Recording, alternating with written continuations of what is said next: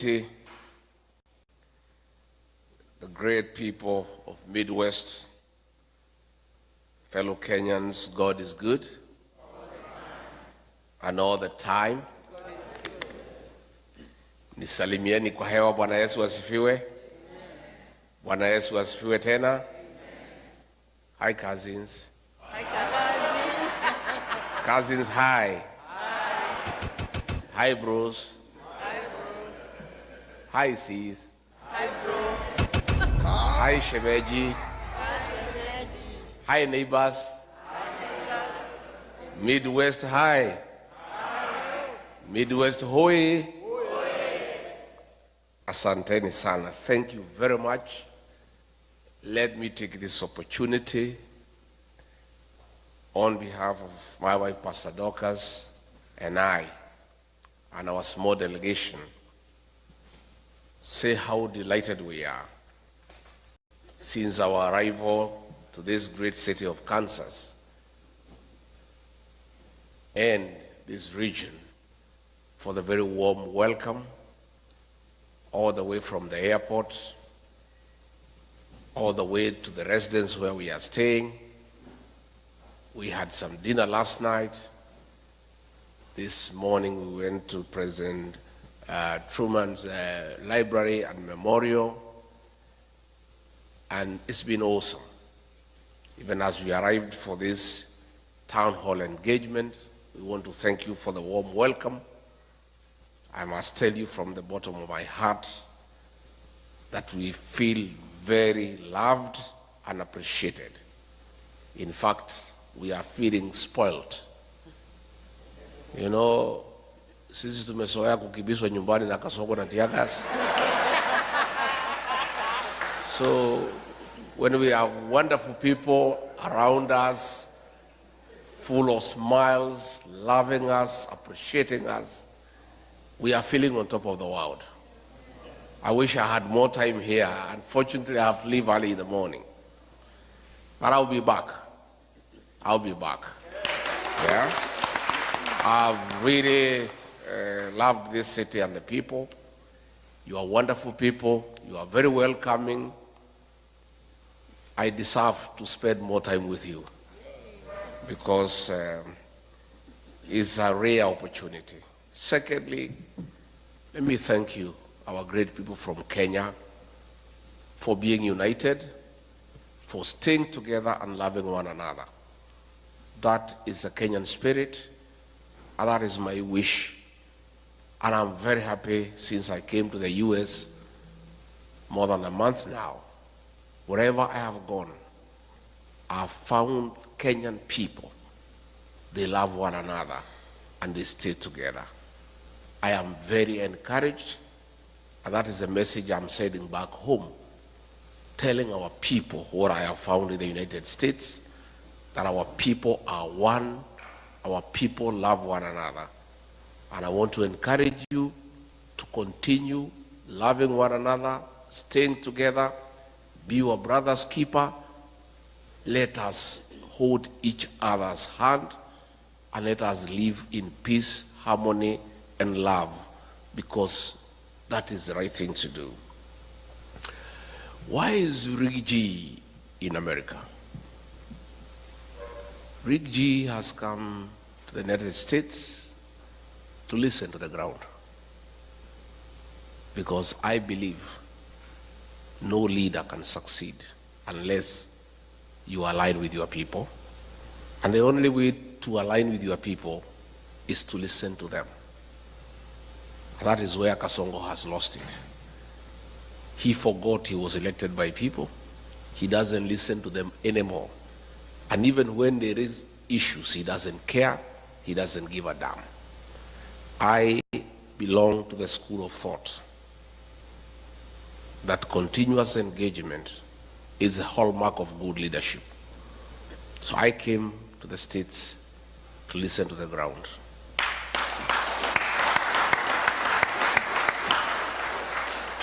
Hapa Midwest munasemaje? One time. Ati munasemaje? One time. Hapa ndio munasema? Yes. Kasongo ni one term. Mumeamua? Museme na sauti kubwa asikie akiwa nyumbani. Ati munasemaje? Thank you very much. I've come because the people who live in the United States are part of Kenya. And they, like other Kenyans, care about home. And more than anybody else, the people living here are troubled by what is happening at home. They are anxious, they are fearful, they are worried. And I came so that I brief you as to what is going on back home. And I tell you the few ideas that we have of what we need to do. And I plead with you to walk with us in that journey, to liberate our country, to restore our dignity, to restore our country, and to make sure that we have a beautiful country that we call home. Because at the end of it all, east or west, I have no doubt in my mind that all of you in this hall and all of the Kenyan people across the United States and elsewhere have a plan one day to go back home. Is that true? And you want to go to a home that preferably better than where you are. So it is your concern, it is your prayer that home works, systems work, there is a peaceful environment to do business, there is security, there is healthcare, there is education, so that when your days come and you need to come back home, you can leave your children here continuing with your investments and retire back home to a very peaceful retirement, and that is what all of you would wish. I am aware sufficiently that you know what is going on at home, because you people do a lot of work back home by supporting families. And therefore, on a daily basis, you are in conversation with the people back home, and you, like all of us, are concerned about what is going on at home. And before I go into serious things, on a light note,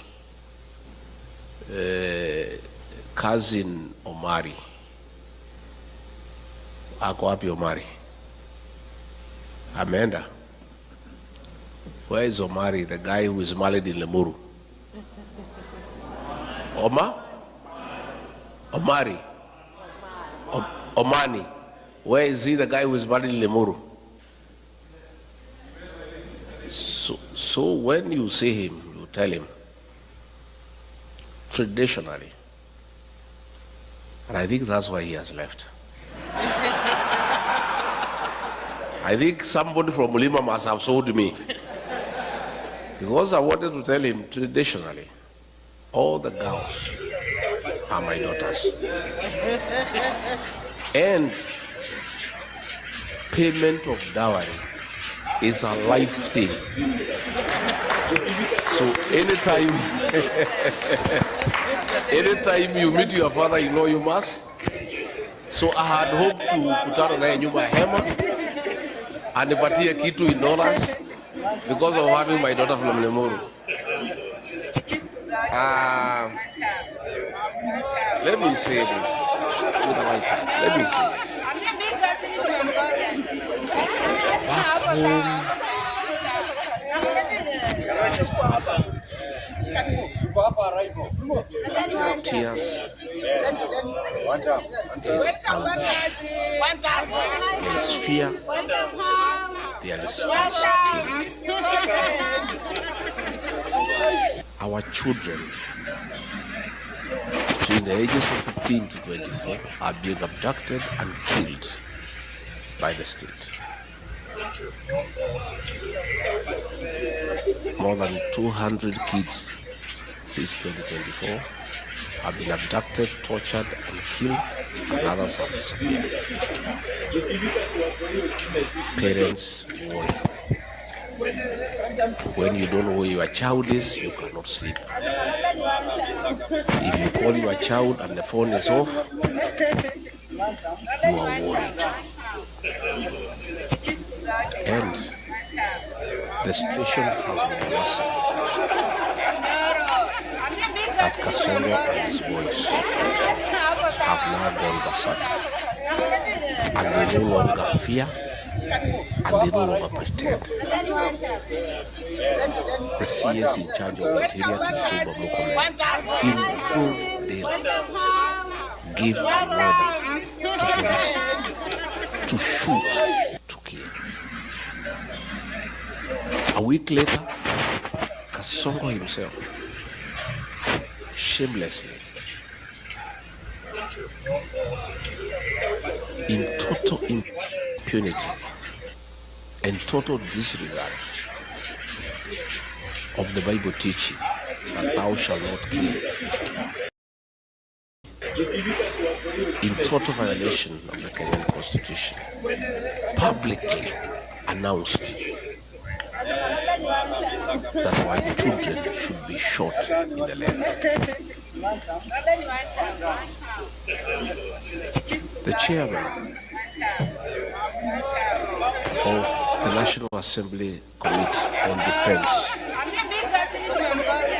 and Foreign Relations, Nelson Kwaech, corrected Kasongo very angry that the kids should not be shot in the leg, they should be shot in the head.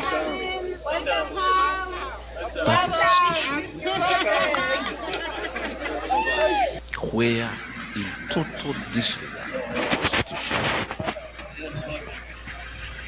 against biblical teachings, a president of a country elected by the people has the audacity to give orders for the extermination of our children. That is why Kenyans are saying, Bwana Kasongo,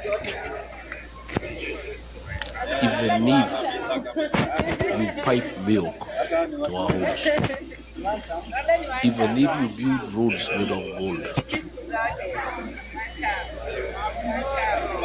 even if you paid us every day 100,000 shillings, your hands carry the blood of our children, and there is no way we can vote for you. And that is why the one-term movement is now like a religion in Kenya. Everywhere you go, where 2 or 3 are, that is the discussion. In the Uber, in the salon, in the matatu, in the bar, the discussion in the country is that this man must go because his hands bear the blood of our children. I want to say that this situation cannot be allowed. And since he's not pretending anymore about the killing of the children, he has announced it himself. The people of Kenya have no choice but to make sure they send him home and remove him from office through an election. And that is what is going on. Besides that, the economy is on a nosedive. Pending bills, people who worked with government for many years, he has refused to pay them. They are owed more than 900 billion Kenya shillings. If you look at the Nation newspaper every morning, there are about 10 to 12 pages of auctions of properties being sold belonging to businessmen who did work for government and they have not been paid for the last 3 years. The only consolation is that nobody is buying the property because nobody has the money to buy it. So they keep on re-advertising every week because there is nobody who has money to buy the properties.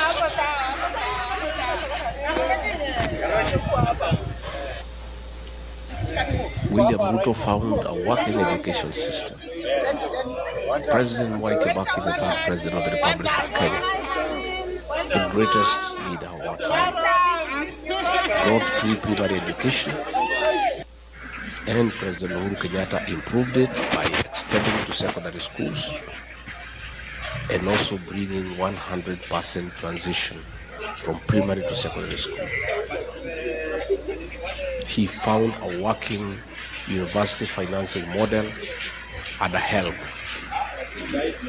a working system most of you went through, including I, that he put it aside and brought something that is not working. As we speak, many university students are at home.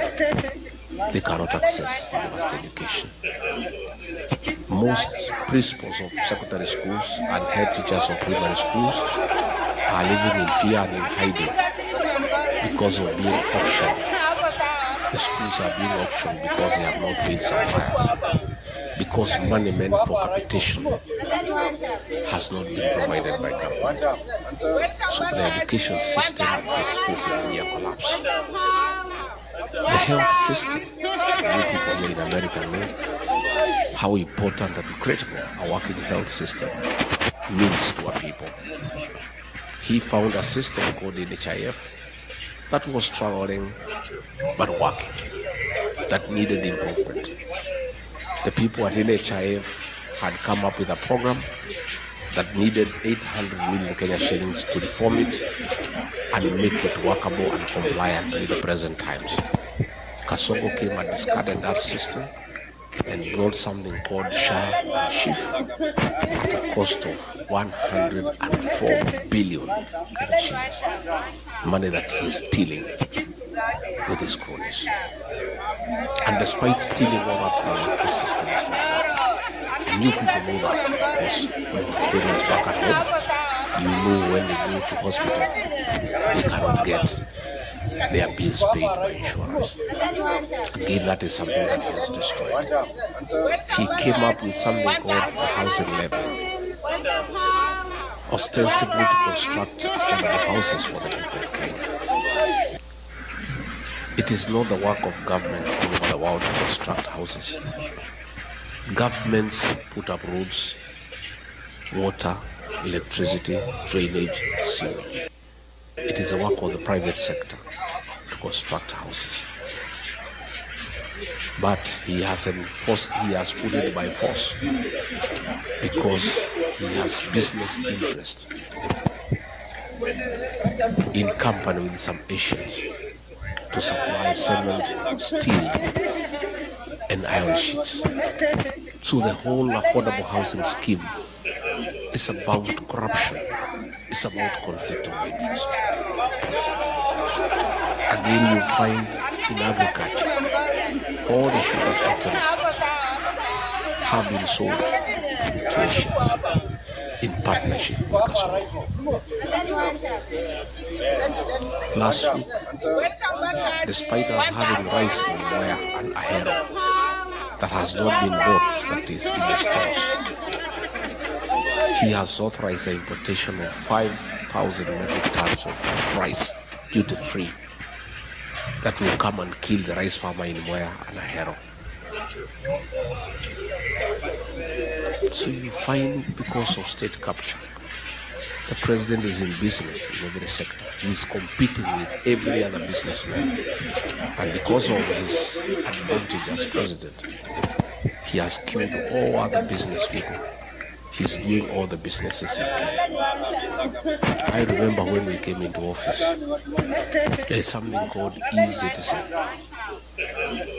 It was an app that was being operated by some private people and doing some little work for government. And when he came, he brought a lot of issues saying it is wrong for anybody in the private sector to collect money on behalf of government.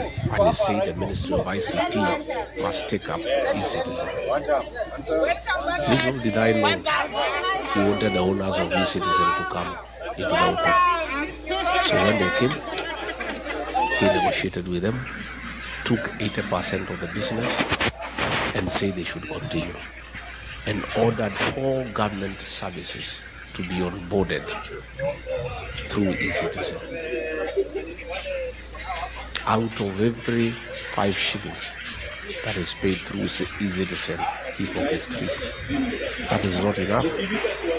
The Auditor General has reported more than 10 billion shillings collected through e-citizen cannot be traced. So what is happening in Kenya is that we don't have a government. What we have is a criminal enterprise, theft of public funds, where the president has taken over all the businesses in the country. He's the chief procurement officer, he's the chief accountant, he is a supplier, he is everything. And nobody can ask a question. And that now brings me to explain to you why we fell out. I believe this man because he came with the Bible, and I'm a Christian. I'm the husband of a pastor. So when you come with the Bible and say you are saved, I believed this man. And all the things he told me and told the people of Kenya, we believed. I did not even have an MOU with him. We never wrote any agreement. I believed everything he told me. But when we arrived in government, it's a one-man show. He makes all the decisions. And all these decisions are selfish. It's about him. She's a businesswoman. She doesn't care for the country. And I started telling him this is wrong. Within a very short time, he captured Parliament. Parliament cannot ask a question. He captured the Senate. They cannot ask a question. He compromised all institutions of oversight. Nobody can ask a question. The only person who remained who could ask a question was Dinga, Raila Odinga. And he told me, we'll look for this man. He loves money. We'll give him some money. He'll also keep quiet. And sure as December 25 is Christmas. And I'm telling you, just as sure as December 25 is Christmas, your Cindy has explained. The man is eating and hence observing table manners. He cannot speak, his mouth is full. So the two are one and the same. And you know, sometimes we were debating. Okay, William Ruto is a great mistake. It's a mistake we have to live with. We made a mistake. I made a mistake. And I've apologized to the people of Kenya. But what was the alternative? Had we elected Raila Odinga, the same thing would have happened. The two would have crossed ranks. They start eating together the way they are doing today. So we are just saying Kenya was presented with two unpleasant choices. There were two hyenas, but they were different. One without teeth and one with teeth. And I think to a certain extent, President Uhuru Kenyatta was right. Probably we should have gone for the hyena without teeth because it will not finish us in one day. Yeah? Si getukula pole pole. Sasa mimi Rigathi Gachagua decided to go for the hyena with the teeth. And it started with me. So someone was telling me, much as I sympathize with you, nafikiri ni sawa, hii fisi iko na meno ilianza na wewe. Ndio sasa ikujie si? So yesterday I heard David Morales saying that Jubilee can support Raila Odinga if they abandon William Ruto. Raila Odinga and William Ruto are birds of the same feather. None of them is an alternative. We must get rid of the two because they are Kenya's problem. So when He bought Raila Odinga and he kept quiet. Then he started stealing everything in the country. Started killing people. And I disagreed with him. And I was left as the only option now to fight for the people of Kenya from within government. Everybody else had been compromised. I was left alone. And I started fighting from within. So when he decided to kill our children against I said no. And when he insisted and killed them on June 25th, 2024, I went to Mombasa and called a press conference as Deputy President and told him off. And that was our parting shot. We never talked again from that day. We would only communicate in the messages because I called him out publicly for killing our children. If Rigathi Gachagua was a selfish man, I would have agreed with William Ruto, like Raila. We sit and eat, then we finish the country. Today I would be a very wealthy man. I would have joined him in all the deals. E-Citizen, we do. Fuliza, we do.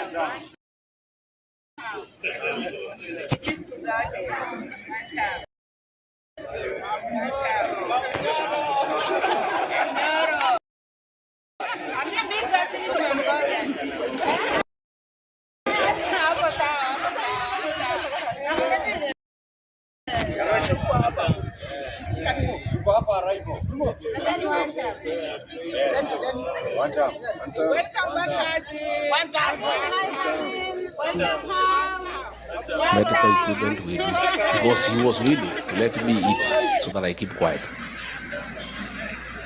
He was quite happy. In fact, he told me, "We wacha mambo mingi bana, kuja tukule bana. Hii Kenya ni yako. Hii Kenya ilikuliwa na Kenyatta bado isha, ikakuliwa na Moi bado isha, ikakuliwa na Uhuru. We shida yako ni gani?" You know? Had I been just another Kenyan, like the Kenyans I see, if I was like Raila Odinga, a selfish person, I would have agreed with William Ruto. I stay as Deputy President, I enjoy the privileges, there are many, and we eat. We finish the country. We let the children die. And I just sit there. But my conscience will be around. I am not a wealthy man. I'm not a poor person. And I don't need money myself. My children are busy, they are working. Paiva is a pastor. Nywele yake hata hahitaji $3,000. So, what reason would I have to join William Ruto in a gravity train to finish our country, to steal everything? I said no, and I paid for it. And I'm happy that I became the sacrificial lamb for the people of Kenya.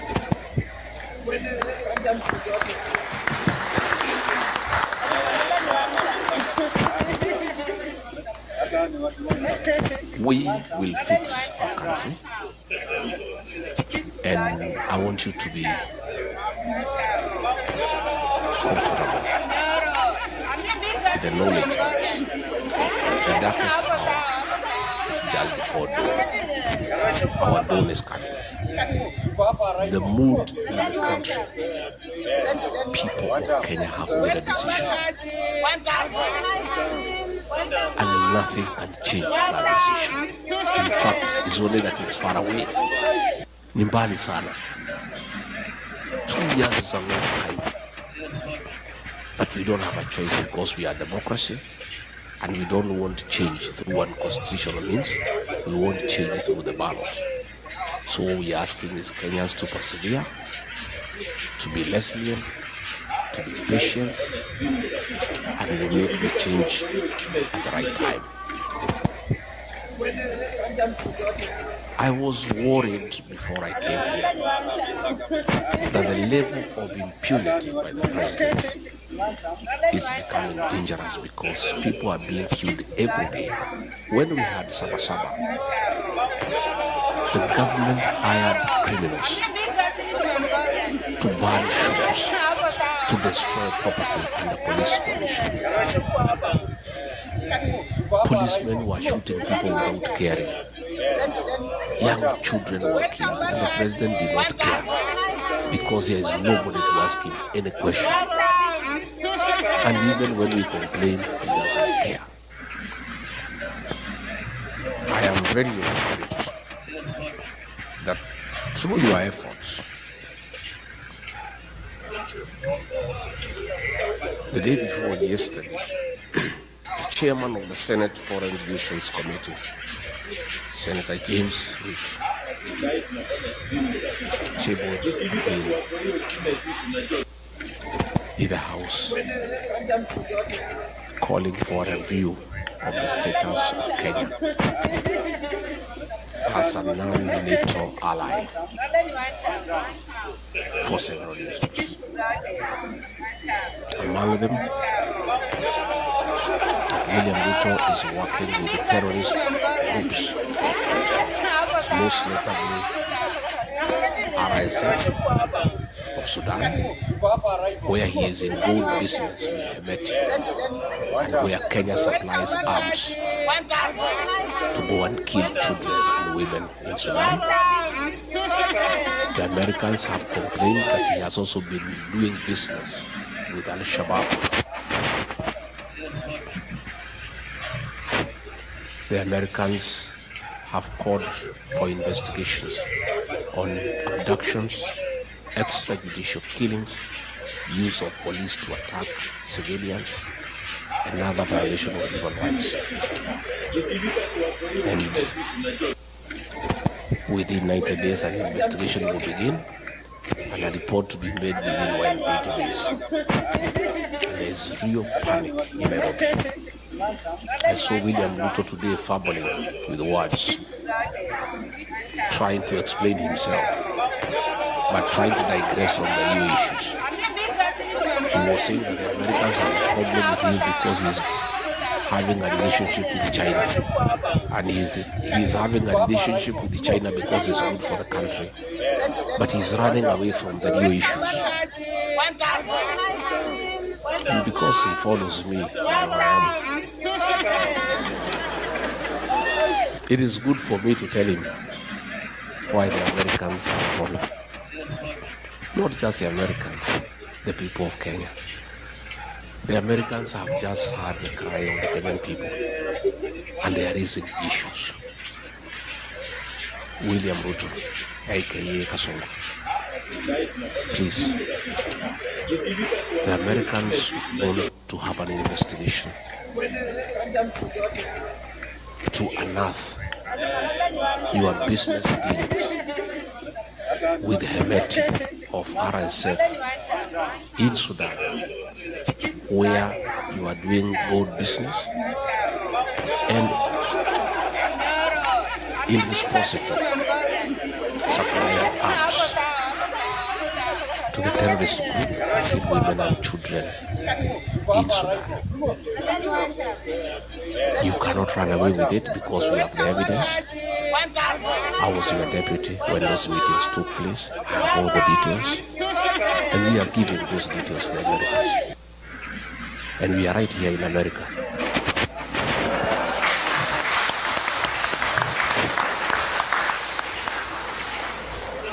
And much as you think we are stupid, don't just think we are just here, just moving around.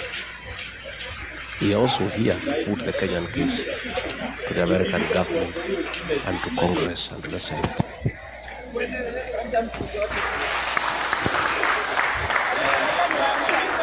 William Ruto, you need to know, the Americans want to know why you are working with Al-Shabaab. Why, when you were in Mandera, you met 3 leaders of the Al-Shabaab militia at night to discuss business. They want to know why. They also want to know why you have removed the requirement for vetting of non-Kenyans before they are given IDs. The Americans are concerned that suspected terrorists will be registered as Kenyans, and they'll find their way to America and the rest of the world and create terror in the world.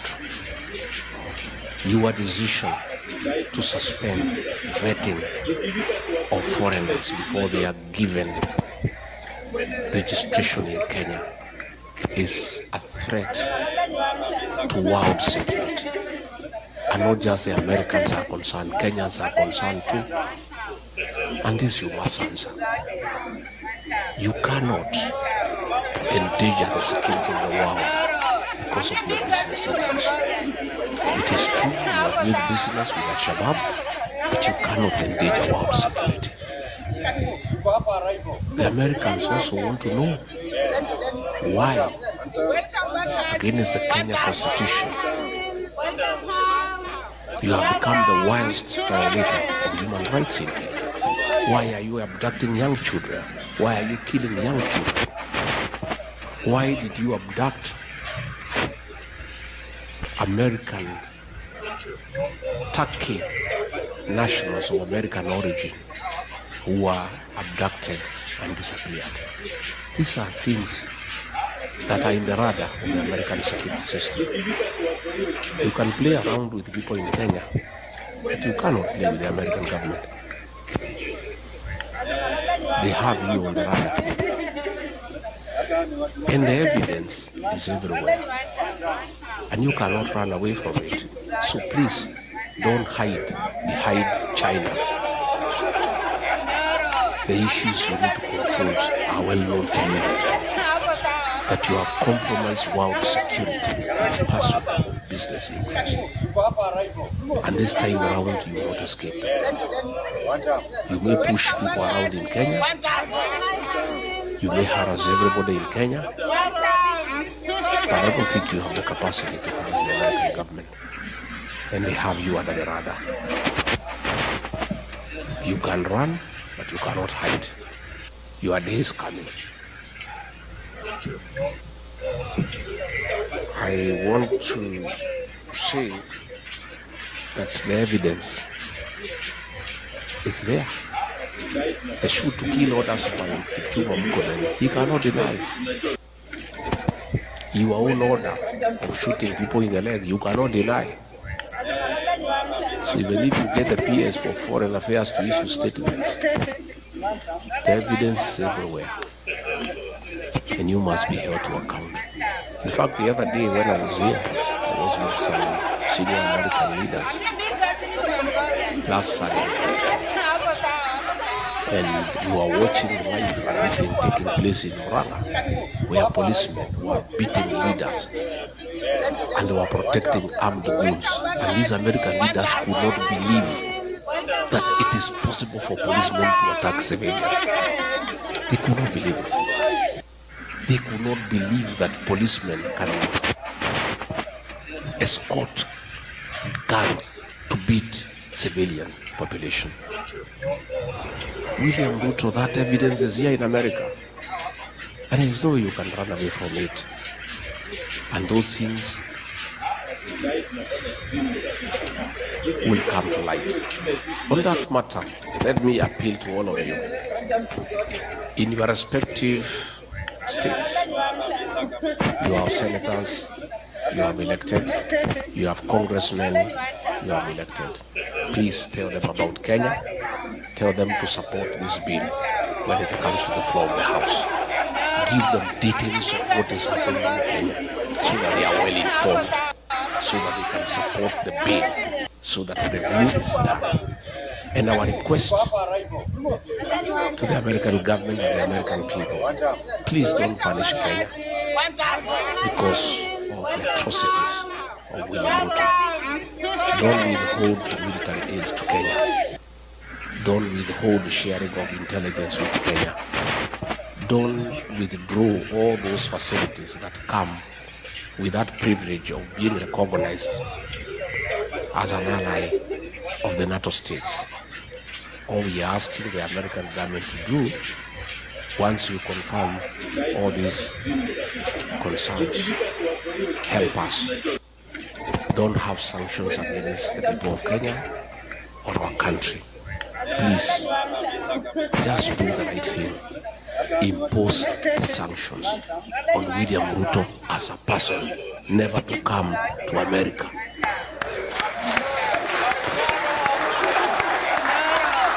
And I think if he does that, that is our problem.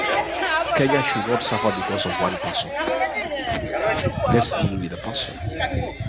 And I think if the government here can impose sanctions against him, that he cannot come to America and he cannot go to other states that work with America, our problems will be solved instead of punishing the country because of the actions of one person.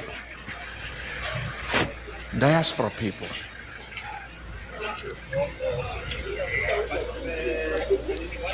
you people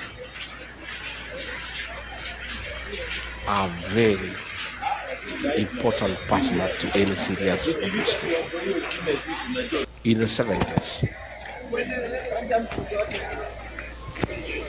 coffee was #1 foreign exchange earner for our country. In the 80s, it was overtaken by tea. Tea became #1 foreign exchange earner for our country. In the 90s, both coffee and tea were overtaken by tourism, and it became #1 foreign exchange earner. But as we speak today, all those have been overtaken. The #1 foreign exchange earner for our country, Kenya, are remittances from the diaspora. It is you guys.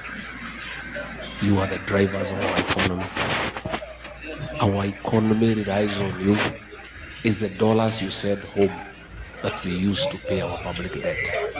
It's the dollars that you send home that we use to import products from across the world. It's the dollars that you send home that are running our embassies. Hence, you are a very important stakeholder in the economic development of our country. For those of us who rear dairy animals, the dairy cow, for it to give you milk, you must look after it. And if you don't, it will refuse to give you the milk.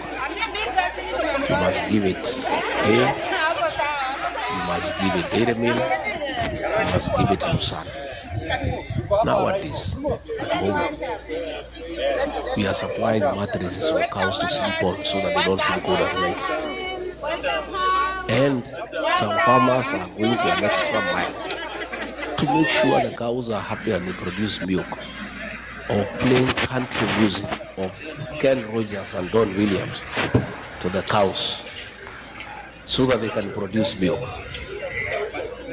The Diaspora Brigade is our dairy cow for the Kenyan economy. We must look after you guys. And there is no way you guys are going to send your own money home for Kasongo to steal it. You will not agree. So we must correct the situation. You guys want nothing to do with corruption. I've talked to many of you since I came, and all of you have allergy to corruption. Isn't it? In fact, everybody I've had a chance to speak, they are telling me when they come to the airport how they are treated. When they go to Nyayo House, the way they are treated. And you guys cannot stomach it. We must deal with corruption in Kenya. Decisive. And they say the fish rots from the head.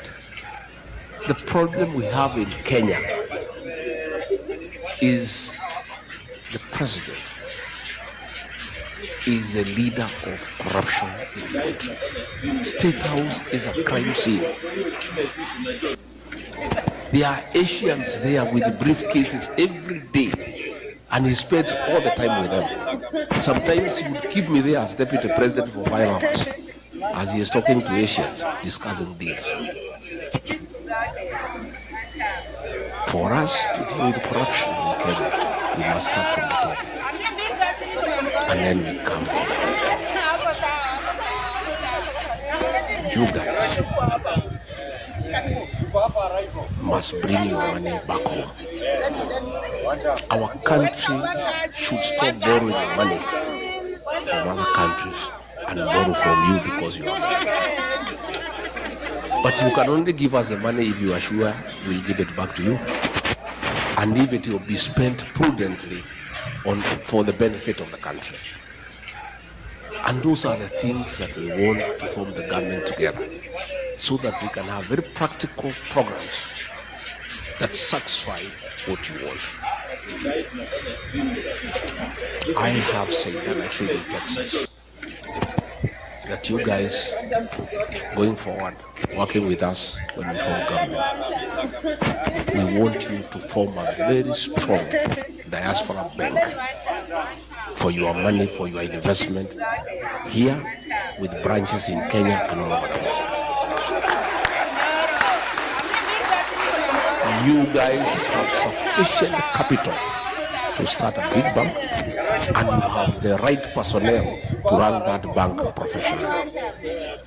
And you see what will happen if you have a diaspora bank with branches in Kenya.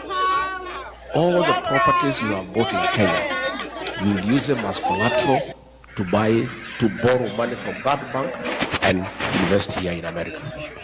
But as it is today, all the plots and the land you have bought in Kenya cannot help you, because you are borrowing here from the banks here and they cannot accept Kenyan titles. Again, we need a discussion with you guys on how we vet developers and people who build houses for you and who sell you land, so that we eliminate the crooks who keep on calling you from time to time. We want to have a conversation that it is immoral and wrong to have double taxation. You cannot be taxed in America.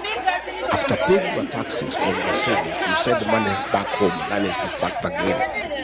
That is a discussion we are going to have, so that the money you remit home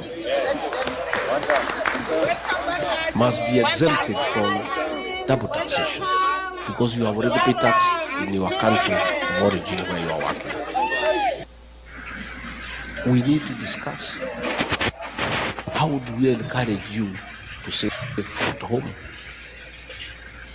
Can we have an incentive-driven package where we give you an interest rate that is higher than what you have here in America, so that you have the motivation to save your money back home, so that this money can be available for on-lending to other people and for government work, and your money is earning higher interest than your country where you are working. So I'm saying, I have come to start engaging with you. I don't want to engage you when we form government. I want to start this engagement in paper. So by the time we form government, because we are going to form government, already we have a plan in place for implementation. And that is why I want to create a mechanism for engagement with you people the way we are engaging today, so that we have a way we shall be engaging, so that you tell us what you want us to do. We also benefit from your experience in a country that is working. Devolution here is working. You know, I was here last night, it was raining. When we came out, you cannot even know it has rained, because the drainage works. Huh?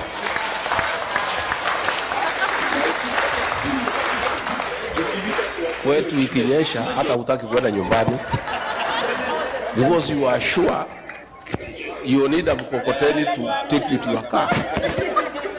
You know, we were here and it rained very heavily.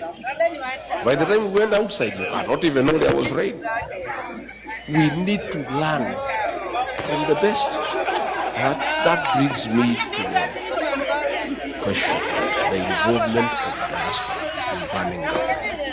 It is my intention to work together so that you are part of us and you become part of the decision-making process, so that we benefit from your experience in a country where things are working. To start with, the embassies across the world, it is my conviction that will get the best service, consular services, if you have people who have worked here in America for 30, 35 years running our embassies.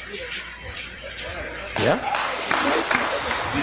We will get the best investment opportunities if you have people who know what the Americans want in the embassy, because you know their strength, their weaknesses, their preferences, and where we can do business together. I mean, an ambassador serves for 4 years. So when you appoint a politician from Nairobi to come to Washington, he takes 1 year for us to know his way around here. True? First 1 year. Where do I take my children to school, hospital, 1 year imeenda. Second year, start making friends with the Americans here. Imeisha. Mwaka ya tatu kujua Wakenya wanakaa wapi. Before he can even now start working, he is on his final year. Isn't it? But if you have somebody who has stayed here for 30 years, already who was home, we simply walk to the office and start working without wasting any time. Ataletwa tu Nairobi, there is a course there, kufundishwa kukula na uma nini, already you know. Okay? So even that course you will be exempted. Sindio? You know, they come there, how to hold a wine glass, nini, what table manners, nini. So you guys, those things you already know. Yeah? So nafikiri, you only come for that course for 2 weeks to understand your reporting mechanism. How will you be working with the PS? How will you be working with the president? Those are the little things mtafundishwa wiki mbili tatu. But all the other things here, you know. Isn't it? So it's my intention. And that is a promise I'll keep. Because it costs me nothing other than good manners to keep that promise. You guys are already here. You have the papers, the soma, you know the place, you know your way around, you know how to use a fork and a knife. Sasa iko shida gani? It's no problem. Number two, I have said, I also want you guys to come to the National Assembly and help us make new laws. Yeah? I want you to come to the Senate and help us make good laws. I want you to come to the county assemblies and help us make good laws on demolition. So, I want to appeal to you, wale mnaweza, mwende nyumbani mpiganie viti. Lakini on top of that, we shall nominate one person from Diaspora to go to the Senate, another one to go to the National Assembly. Yeah? And in the counties we are strong. At least every county assembly we have one person from Diaspora to come and help us to make good laws for devolution. Because devolution is working out here. And we want to borrow from people who know. Again, we also want you to come and serve in the national government. Let us have 1 or 2 PSs, Makopale. Let us have a cabinet secretary, Makopale. Let us have people in prestigious. You guys have the necessary expertise and experience.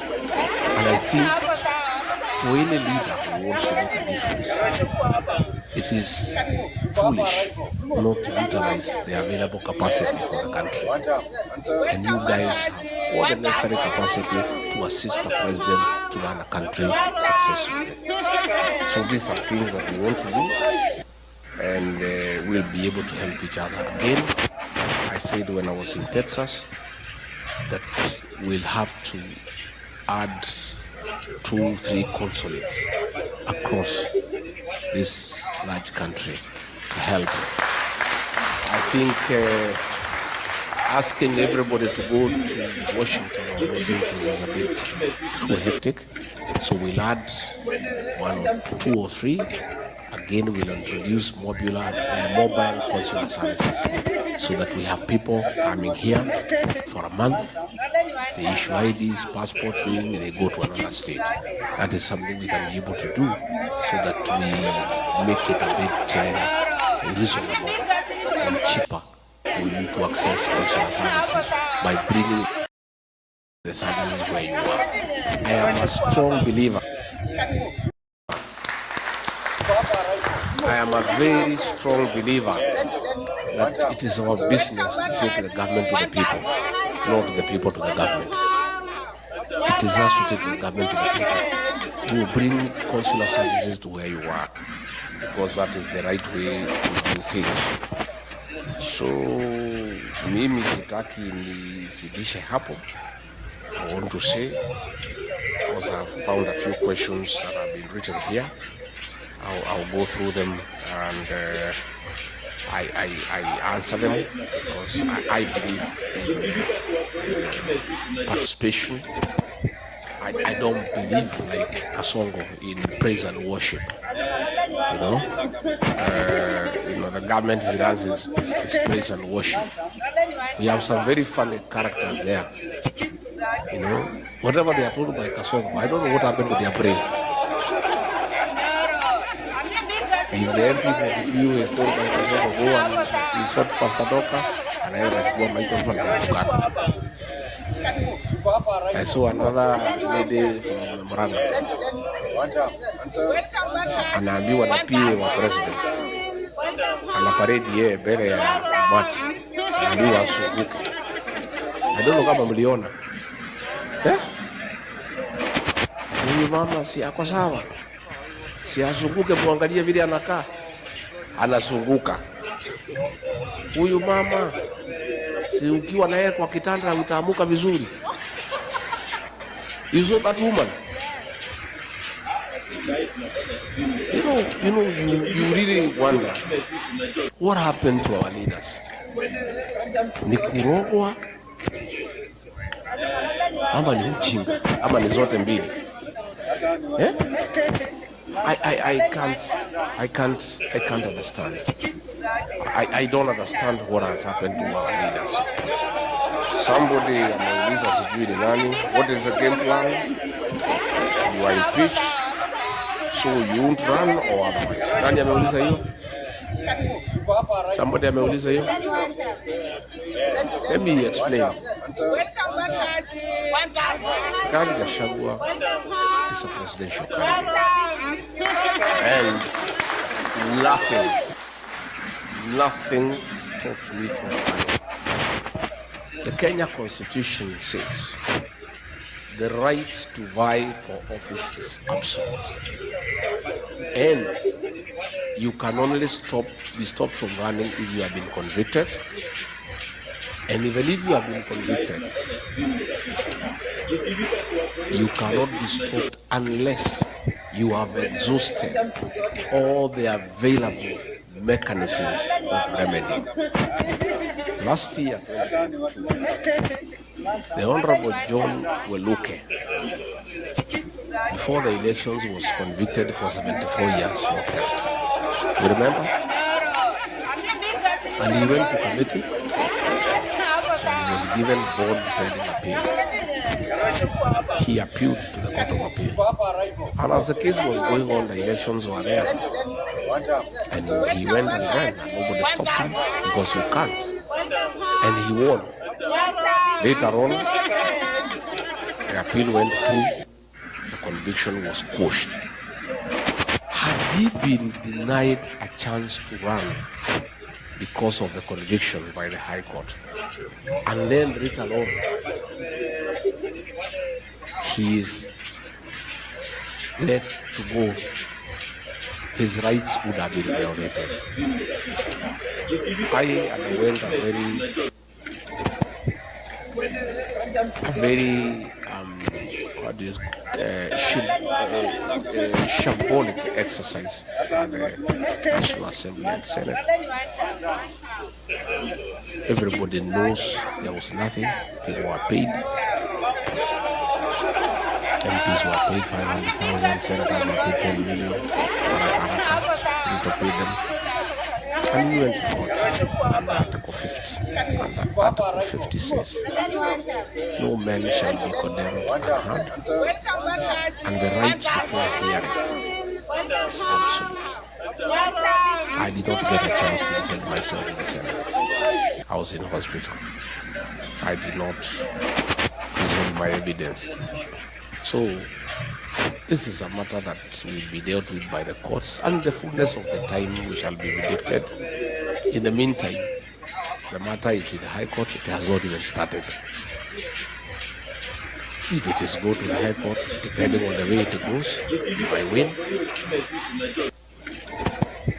the state can go to the Court of Appeal, the matter proceeds there. If I win again, I can go to Supreme Court, or vice versa. Until those mechanisms are exhausted, the Constitution of Kenya guarantees me the right to vie for office, and there is no law that can stop me from vying. Yeah? So, in fact, I'm supposed to fight for the impeachment to be pushed, and then I go back to office.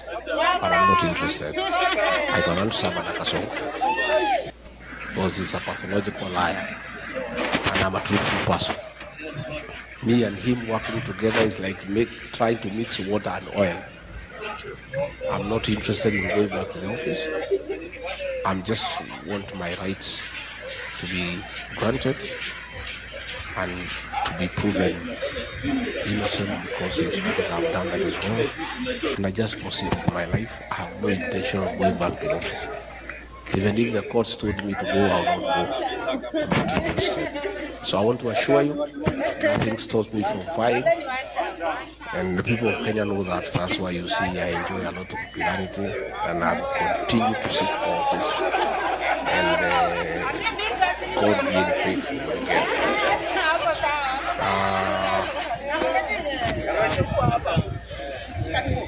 Now that you are teaming together, do you have a very strong candidate to face Ruto? Because we can't stand another 5 years of Ruto regime. Jackson. The second statement is true. We cannot stand another term of Ruto. Because if he is telling policemen to shoot people, and he still wants our vote, what if we elect him and he doesn't need the vote? He'll shoot us himself. True or false? Yeah? Do we have a strong candidate to face William Ruto? What a question. Sidiko hapa Jackson. We are there. Don't worry. We have a big team. We have agreed between me, Stephen Kalonzo Musyoka, Dr. Fred Matiang'i, Eugene Wamalo, George Matebea, and Mark Karua.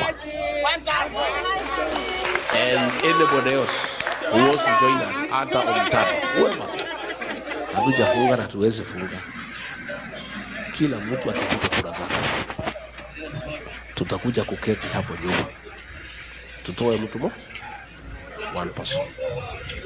And me, I have committed publicly, and I want to repeat, that if that formula does not favor me, it favors Alonzo, or Matiang'i, or Eugene, or Mala, or Natibea, or whoever, I, regarding Gachagua, and my supporters will support that person and condition.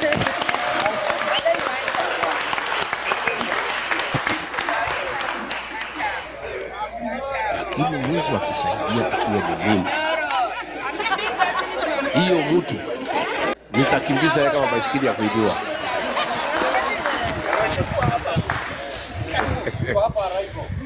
So, plan for the upcoming generation and Gen Zs in matters concerning unemployment is true. We've got a plan. William Ruto says we have no plan. We have a plan, it's only we don't want to bother with him, because why does he want to know our plan? Our plan first is to remove him. You know?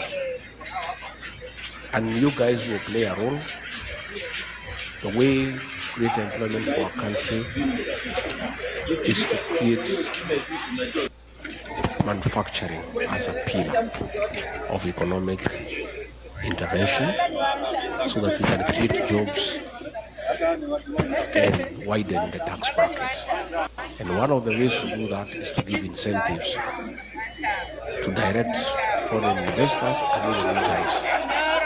We can say, for example, anybody who starts a factory in Kenya or a cottage industry for that, we can give you 5-year grace period not to pay the tax so that we give you an incentive to come and start a factory home and create employment. And then we can collect money in the pay-as-you-earn from the employers. So we have got a good plan that we must encourage people to come and start factories, to start cottage industries. Again, we want to do a lot of expansion in agribusiness in northeastern Kenya, in northern Kenya, by having water for irrigation so that those farms become arable and they'll create a lot of employment. Again, we have a team of people now who are working on our manifesto, and in the fullness of time, you'll be able to see what is that we have to offer. Banking for diaspora, what is it? Health, food where using GMO. Yeah, that thing was brought by William Ruto, and it's something that we are opposed to at home.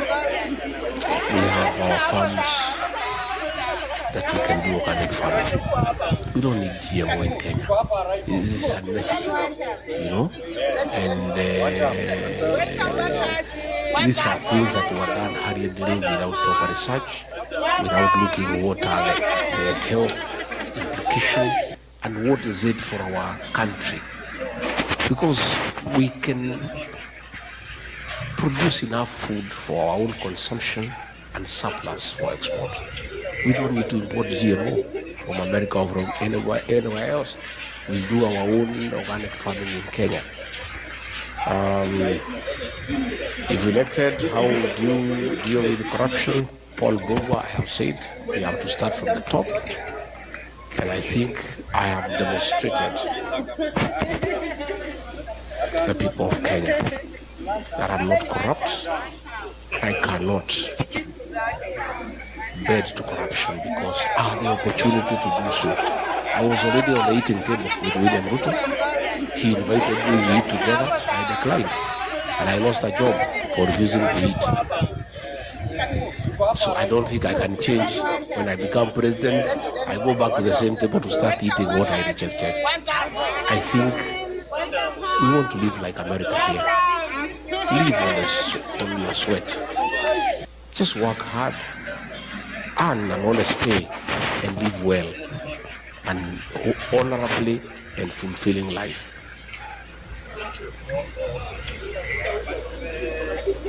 There is somebody here who wrote, I don't understand what he meant. Dicho, you said, if yes, how often do you check on each other? If no, since when did you become your enemy, John Dicho? What do you mean by that?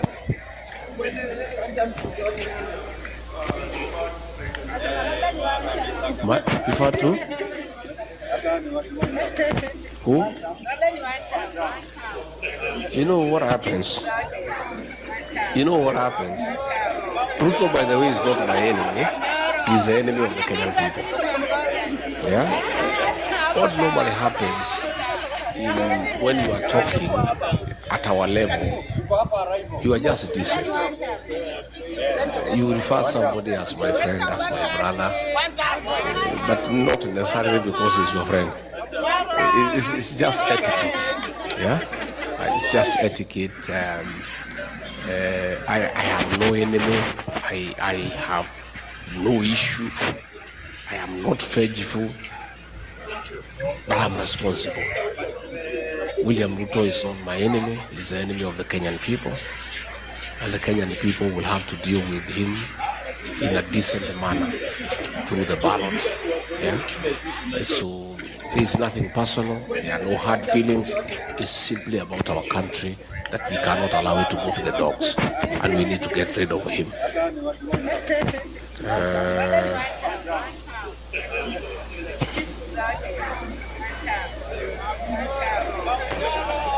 Why do we keep sending money so easily and yet we can't vote from the comfort of our beds using our gadgets? How come you keep on saying you understand the ground and yet when we want to run for a political position from here, it is a problem? How are you going to reconcile these issues? We'll have to develop our electoral process, but it takes time. The voting here is electronic. It's a democracy spanning